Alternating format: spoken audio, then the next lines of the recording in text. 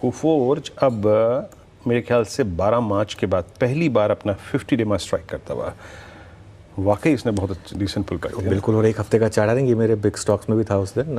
ये एक चीज़ क्लियर हो गई थी, उस दिन जो पिटाई हुई थी बहुत ज़्यादा हो गई थी। और उस दिन जब हमने बात की थी सुधीर जी से, मैनेजमेंट से, मैं उसी दिन मेरे को क्लैरिटी मिल गई थी कि ये ज़बरदस्ती स्टॉक की इतनी पिटाई कर दी आपने। और अब देखिए ये एक और लेसन है, जब भी मार्केट में 14 डेज़ का था, एक बार 1 महीने का चार्ट ले आइए, उससे और एकदम क्लियर हो जाएगा। ये 7 डेज और 14 डेज में तो खैर दिख ही रहा है आपको कि मूव अच्छे आ रहे हैं, लेकिन उसका जो ये देखिए, ये जो सीजनिटी का जो उन्होंने एक्विजिशन किया था तब वो स्टॉक गिरा था 5200 से गिरा के इसको आप यहाँ ले आए थे 4300 पे।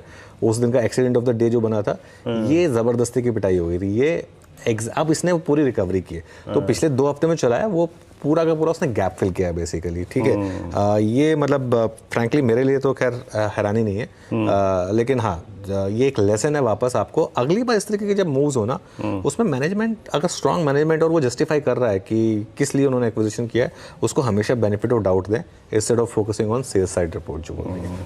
चंदन, आपकी रीडिंग क्या कह रही है? आई मीन कोफोर्ज पे 5218 और एक्चुअल जो सेलिंग स्टार्ट हुई थी वो इसी ट्रेजेक्ट्री से हुई थी, 5200 की ट्रेजेक्ट्री से, I think in last week of अप्रैल।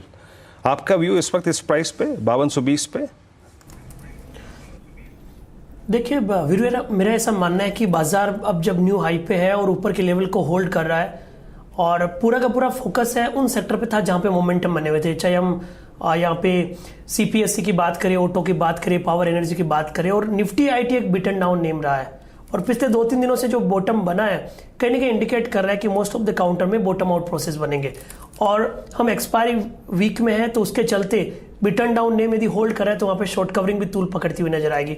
तो इन सब लॉजिक से ऐसा लग रहा है कि अब एक बार के स्विंग बनने चाहिए। वैसे भी देखें तो डेली चार्ट पे जो लोअर टॉप लोअर बॉटम था वो निगेट हुआ है, falling supply trend line surpass हुआ है और 50 डेमा को होल्ड कर रहा है, और ऑलरेडी स्टॉक 10-12 दिनों से धीरे धीरे हायर राइज हायर लॉस बन रहा है। तो इन सब तथ्यों की वजह से एक शॉर्ट कवरिंग ट्रिगर आना चाहिए। मेरे हिसाब से 5100 का सपोर्ट सफिशिएंट रहेगा ऊपर में 5350 से 5400 तक के स्विंग को प्ले करने के लिए। ओके,